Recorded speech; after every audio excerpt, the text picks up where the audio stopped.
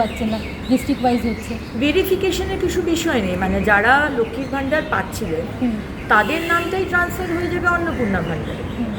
আপনারা 1000 টাকা বা 1200 টাকা পাচ্ছিলেন বা 1500 টাকা লিস্ট এক মাস আগে পেয়েছেন, আমাদের সরকারে আপনারা 3000 টাকা পাবেন। যারা যারা সিএর জন্য অ্যাপ্লাই করেছেন তারা পাবেন, কারণ আপনাদের অ্যাপ্লিকেশনের রাস্তায় রয়েছেন, প্রসেসে। যারা ট্রাইব্যুনালে অ্যাপ্লাই করেছেন তারাও পাবেন, কিন্তু যাদের নামটা কাটা গেছে সেটারও ভেরিফিকেশন হচ্ছে, তারা কিন্তু পাবেন না। বাকি যারা পেয়ে এসছেন তাদেরকে আবার করে আমি শুনছি কেউ কেউ যাচ্ছে ফর্ম ফিল আপ করছে, আইসিডিএস কেউ কেউ যাচ্ছে ফর্ম ফিল আপ করছে, বা ডিএম অফিসে গিয়ে নাকি ফর্ম ফিল আপ করছে। এরকম ফর্ম ফিল আপের কিন্তু কোনো বিষয় নেই।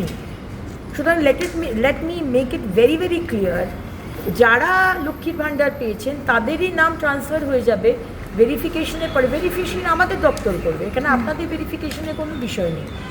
আর যারা ধরুন 15 বছরে পাননি, আচ্ছা বিজেপি করার জন্য আপনাকে দেওয়া হয়নি, বা আপনি খুবই গরিব কিন্তু তাও আপনাকে দেয়নি, তাদের আমরা শুরু করব। আমরা অলরেডি পোর্টাল খুলছি, এখনও কিন্তু পোর্টাল রেডি হয়নি। অনেক জায়গাতে সংবাদ মাধ্যমে আমি দেখছি পোর্টাল খুলে গেছে, এটা কিন্তু সম্পূর্ণ ভুয়ো কথা। পোর্টাল খুললে আমরা আনুষ্ঠানিকভাবে আপনাদের জানাবো। যারা যারা পাচ্ছেন না সেই পোর্টালে অ্যাপ্লাই করবেন, যারা পাননি 15 বছর ধরে, এবং তাদেরটা আমরা 2-3 মাস বাদে বাজেট হওয়ার পরে আমরা সেটা দেবো।